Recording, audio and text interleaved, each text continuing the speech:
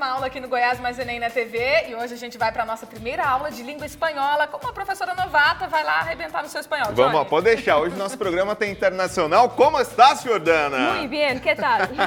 Muito bem! Nossa classe será toda em espanhol? Bem, até que poderíamos, porque muitas pesquisas defendem a teoria de que aprendemos melhor uma língua estrangeira quando oportunizamos o máximo de contato com ela. Mas, considerando que temos poucos minutos para dar algumas dicas sobre a prova de língua espanhola no Enem, falarei em português. Que bom, né, gente? Então, professora, qual será o nosso tema de hoje? Vamos passear um pouco pelo mundo da literatura hispano-americana. Contudo, nós, professoras e professores de língua espanhola, sempre destacamos no primeiro dia de aula a diversidade cultural, social, étnico-racial e linguística deste idioma. Vejamos o mapa. Temos 21 países que falam espanhol como língua oficial pelo planeta. E ainda nos Estados Unidos, devido ao grande número de imigrantes hispano-americanos, parte do país já considera a língua espanhola como idioma cooficial. Mas, professora, o que tem a ver esse fato com a literatura hispano-americana? Tem tudo a ver, Johnny, pois ao olharmos os conteúdos das provas no Enem, encontramos muito bem representada essa diversidade cultural e linguística. Existem muitos escritores hispano-americanos brilhantes e famosos. Alguns foram ganhadores de prêmios importantes na literatura. Nos últimos anos do Exame Nacional do Ensino Médio, foi possível notar a presença de trechos dos escritores argentinos Eduardo Galeano e Julio Cortázar, o jornalista e ensaísta e escritor peruano Mário Vargas Llosa. Além destes, não podemos deixar de destacar o poeta chileno Pablo Neruda, o célebre escritor colombiano Gabriel García Márquez, o escritor, poeta, tradutor argentino Jorge Luis Borges e muitos outros incríveis notórios da língua espanhola. Ufa, são muitos, não é mesmo? Contudo, certamente muitos desses autores devem ser novidade para você. Johnny, você já ouviu falar do escritor guatemalteco Augusto Monterroso? Professora, confesso que não. Quem foi o Augusto Monterroso? Tentando te imitar aí no sotaque, é assim que se fala mesmo? Sim, perfeito! Augusto Monterroso ficou famoso por ser autor de um micro-relato, o que chamamos de mini-conto. É assim, quando despertou, o dinossauro todavia estava ali. Acabou. E aí esse conto acabou? É só isso? Isso, é inacreditável É pequeno. mesmo. Durante muitos anos, esse micro-relato ficou conhecido como o menor conto da língua espanhola. Tem uma questão do Enem de 2017 que apresenta outro conto deste autor. Chama-se El Eclipse. Tem uma proposta para fazer para você. Enquanto eu estiver lendo o conto, gostaria que você anotasse as palavras que não foram compreendidas, pode ser?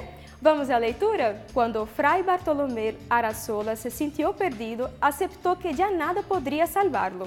La selva poderosa de Guatemala lo había apresado, implacable y definitiva. Ante su ignorancia topográfica, se sentó con tranquilidad a esperar la muerte. Al despertar, se encontró rodeado de un grupo de indígenas, de rostro impasible, que se disponían a sacrificarlo ante un altar a que a Bartolomé le pareció el lecho en que descansaría al fin de sus temores, de su destino, de sí mismo. 3 años en el país le habían conferido un mediano dominio de lenguas nativas. Intentó algo, dijo algunas palabras que fueron comprendidas. Entonces floreció en él una idea que tuvo por digna de su talento, de su cultura universal, de su arduo conocimiento de Aristóteles. Recordó que para ese día se esperaba un eclipse total de sol y dispuso en lo más íntimo valerse de aquel conocimiento para engañar a sus opresores y salvar la vida. Si me matáis, les dijo, puedo hacer que el sol se oscurezca en su altura. Los indígenas lo miraron fijamente y Bartolomé sorprendió la incredulidad en sus ojos. Vio que se produjo un pequeño consejo y esperó confiado. No sin cierto desdén. 2 horas después, el corazón de Fray Bartolomé Arasola chorreaba su sangre vehemente sobre la piedra de los sacrificios, brillante bajo la opaca luz de un sol eclipsado, mientras uno de los indígenas recitaba sin ninguna inflexión de voz, sin prisa, una por una las infinitas fechas en que se producirían eclipses solares y lunares, que los astrónomos de la comunidad maya habían previsto y anotado en sus códices, sin la valiosa ajuda de Aristóteles. No texto, confrontam-se duas visões de mundo, a da cultura ocidental, representada por Frei Bartolomé de Arasola, e da mítica pré-hispânica, representada pela comunidade indígena maia. Segundo a narrativa... Bom, antes de partirmos para as alternativas, vamos apresentar uma técnica de leitura instrumental.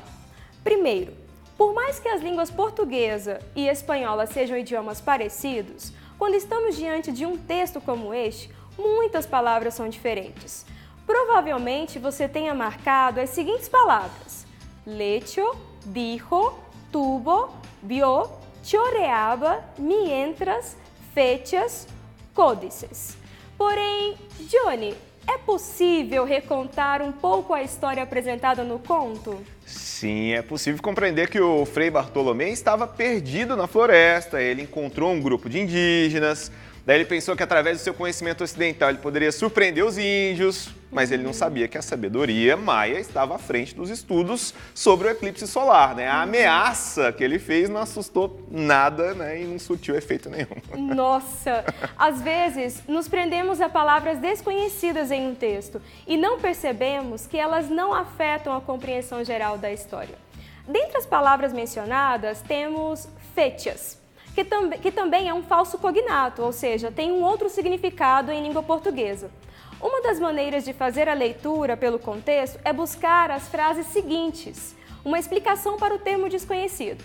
No trecho, fechas em que se producirían eclipses solares y lunares que los astrónomos de la comunidad maya habían previsto e anotado, fechas é algo que está associado ao eclipse lunar, foi previsto e anotado pelos astrônomos da comunidade maia. Logo, o que seria fechas, Johnny? Vamos lá, dica, mês, ano, significa? Data. Data? Tá certo? Perfeito, perfeito, enhorabuena. Traduzindo, parabéns. É muito mais importante ficar atento à crítica que se faz por trás da história. Voltando para a questão do Enem, vamos às alternativas. Segundo a narrativa, letra A. Os catequizadores espanhóis avalizam os saberes produzidos pelas comunidades indígenas hispano-americanas. B. Segundo a narrativa, os indígenas da comunidade maia mostram-se perplexos diante da superioridade do conhecimento aristotélico do frei espanhol. C. O catequizador espanhol Arasola apresenta-se adaptado às culturas autóctones ao promover a interlocução entre os conhecimentos aristotélico e indígena. D. O episódio representa de forma neutra o significado do conhecimento ancestral indígena quando comparado ao conhecimento ocidental. Ou letra E. Os conhecimentos acadêmicos de Arasola são insuficientes para salvá-lo da morte ante a sabedoria astronômica da cultura maia. Johnny, quando você recontou a história, a resposta para esta questão, de certa forma, foi mencionada.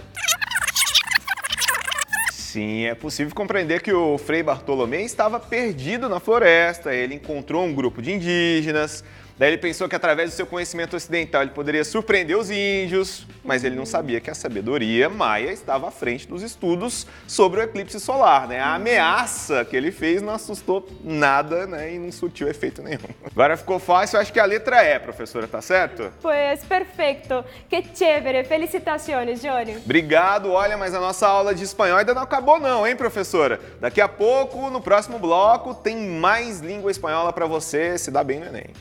Fica aí.